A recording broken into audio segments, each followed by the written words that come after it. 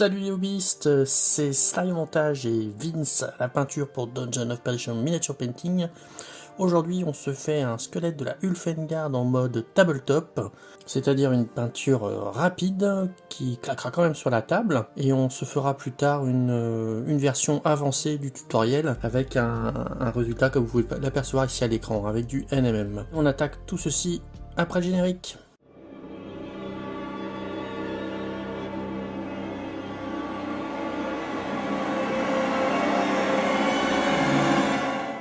Pour la base commune, et écoutez, c'est un coup de bombe de Chaos Black, on laisse sécher, et un coup de bombe de Leadbelcher pour cet effet un peu argenté. On prend le Scrag Brown, on va se faire un lavis très dilué à l'eau. Voilà, j'ai pris un gros pinceau pour l'application de shad ou de lavis, et je mets un maximum d'eau. Que ce soit très liquide et que notre peinture aille bien se faufiler dans les recoins de notre figurine. Voilà, vous recouvrez l'entièreté de votre figurine. On fait pas de chichi. Vous avez vu que j'en avais 3 de près, hein. Vous pouvez faire 3, 6, 8, 10 et tous les enchaîner avec votre Scrag Brown super dilué pour poser la base de notre figurine. Et on attend que ça sèche. Une fois votre base de Scrag Brown bien sèche, on va se prendre un Troll Slayer orange ou alors ce Dry Rust de chez Army Painter. Donc je vais faire un lavis comme pour le Scrag Brown avec à peu près la même consistance, hein, tout aussi dilué à l'eau. Et on va venir mettre nos petits points de rouille dans tous les petits creux de l'armure de la figurine, le casque, la côte de maille, également sur la pointe de la lance, sur le contour du bouclier. La peinture est assez diluée pour bien se glisser dans les creux, dans les fentes. On enchaîne avec de l'oxyde de cuivre. Je vais utiliser ce verdigris qu'on va apporter quelques nuances de rouille différentes. On a appliqué notre base rouillée sur tous nos Ulfengard. Là on prend la couleur Karakstone. On va faire un brossage à sec sur toutes les parties osseuses. Et on fait nos tibias, c'est pas grave hein, si vous dépassez un peu sur les éléments autour, on viendra repeindre l'armure, le casque, etc. Voilà, ici j'ai pris un pinceau un peu plus fin pour les bras, la mimine, on n'oublie pas derrière les tibias, voilà, un deuxième passage rapide. Voilà, on est pas mal avec ce Karakstone. Une fois que votre Karakstone est sec, vous pouvez prendre votre Agrax Orchard et on va passer un gros lavis sur toute la figurine. Si vous en mettez trop à certains endroits, vous revenez le reprendre pour aller poser ailleurs. Voilà, on est plutôt généreux. Là, on a bien tout recouvert avec notre Agrax Orchard. Et ben, on n'a plus qu'à attendre que ça sèche. Une fois notre Agrax Orchard bien sec, on va venir retravailler un petit peu notre figurine. On va venir faire un brossage à sec sur les parties métalliques. On va garder cette figurine-ci. On se fera un tuto peinture avancée pour cette Ulfengard. On va se faire un NMM assez rapide. On va se prendre un Leadbelcher et on va faire un brossage à sec sur toutes nos parties métalliques. On va faire donc la tête de la lance, la pointe de la lance. Et puis on va se faire toutes les parties métalliques. Alors essuyez bien votre pinceau hein, pour vraiment qu'il n'y ait pas d'excédent. Et pour qu'on voie encore la rouille hein, sous le Leadbelcher que je suis en train d'appliquer, hein, que vous allez appliquer. Si vous dépassez donc sur sa cape, c'est pas grave, on va venir y repeindre plus tard. Alors, une fois votre Leadbelcher sec, vous allez repasser un nouveau brossage à sec, mais cette fois de Iron Breaker pour éclaircir un petit peu notre métal. Donc on refait hein, toutes les zones métalliques avec ce nouveau brossage à sec. Essayez juste de ne pas en mettre sur les os, sur les parties osseuses. Si vous en mettez sur le vêtement, comme je disais tout à l'heure, c'est pas grave du tout. Maintenant on va refaire un brossage à sec, mais cette fois de Stormhost Silver pour venir encore éclaircir un peu plus vraiment les parties hautes de notre armure. Alors, on va faire les arêtes de la pointe de la lance, le pic de son casque, hein, vraiment le haut du casque, peu les épaules avec le haut du plastron et un petit peu le haut du bouclier.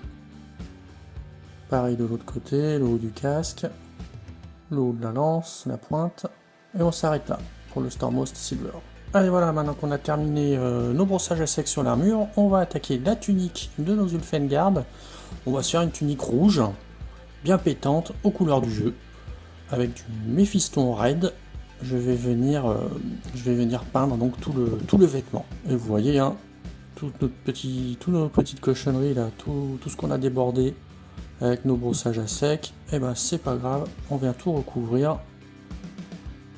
Et donc vous allez prendre le temps d'enchaîner tous vos Ulfengard avec ce Méphiston Red.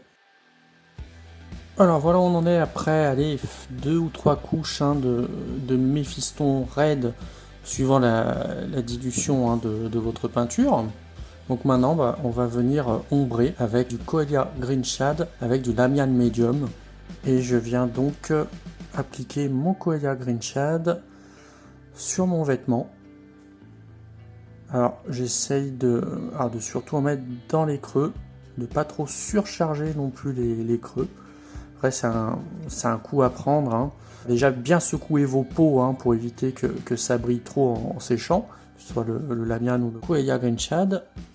Si vous en mettez trop, n'hésitez pas à essuyer votre pinceau toujours pour venir retirer l'excédent et l'appliquer un peu plus loin. Et donc toute la tunique va passer par ce traitement. C'est une technique qui vous permet d'ombrer rapidement vos figurines. C'est très efficace sur les vêtements, parce que ça coule dans les creux. Alors, une fois que vous avez traité l'ensemble de la tunique, moi je vais poser en fait ma figurine à l'horizontale pour éviter que l'encre, que le shade coule et arrive tout en bas de chaque pli. Quitte à je cale avec un autre socle dessous. Et pour que mon encre reste bien là où je l'ai posée.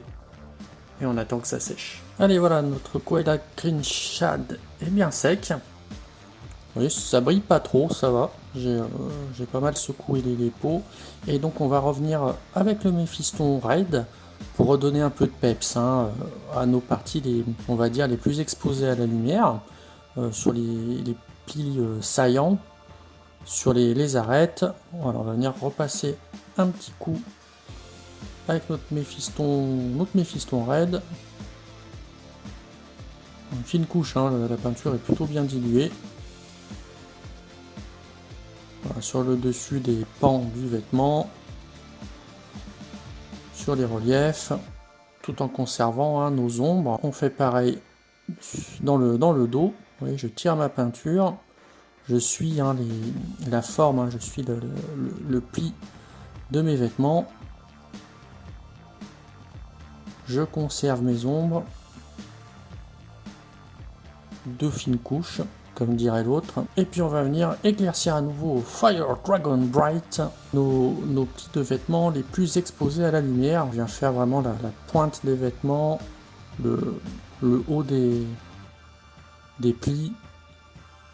Donc pareil, la peinture est quand même bien diluée. On vient faire également le haut de nos manches. Voilà, je pose, je tire la peinture pour colorer les parties que je souhaite. On fait pareil derrière. Voilà, sur une zone moins large qu'avec le Méphiston Red. Et on va maintenant venir faire un brossage à sec de type King Flèche sur nos arêtes saillantes au niveau du squelette en lui-même, des os. On va venir éclaircir un petit peu le crâne, les bras, les petits doigts, les jambes, du moins ce qu'il en reste. On va faire ressortir les orbites, l'arête nasale, les dents. Voilà, donner un peu de peps, un peu de lumière à notre visage, qui ressorte un peu mieux. Et maintenant, on va venir rehausser notre rouille, qui s'est un peu ternie au fil de nos passages de peinture et de shade. Donc je reprends mon dry rust, et puis on va revenir l'appliquer dans les creux, dans les trous faits par la corrosion. Voilà, sur la lance, on va reprendre l'armure, le casque, le bouclier. Et maintenant, il nous reste une chose à faire encore, c'est toutes les parties de cuir et de bois. On va se prendre le contraste Gorgonta Fur et on va l'appliquer sur la rampe de notre lance, sur nos cuirs et le bois derrière le bouclier. Et voilà, on a terminé notre Ulfengard en version tabletop. Donc voilà, moi je trouve que c'est déjà super cool hein, pour jouer. Franchement, à vue du plateau hein, sur la table, ça va bien claquer une fois que le jeu sera entièrement peint. N'hésitez pas hein, à vernir hein, avec un vernis mat hein, votre figurine hein, si jamais ça brille un peu trop. C'est terminé pour ce tuto sur la peinture de la Ulfengard. On se retrouve très vite pour peindre la suite de Warhammer Quest, la Cité Maudite. Si cette vidéo vous a plu, n'hésitez pas à nous le faire savoir avec un pouce vers le haut et à partager. Laissez-nous un commentaire si vous avez des questions ou des suggestions. Si vous voulez poursuivre avec nous les aventures dans les dédales mortels d'Ulfengard, abonnez-vous. Et je vous dis à bientôt sur la chaîne.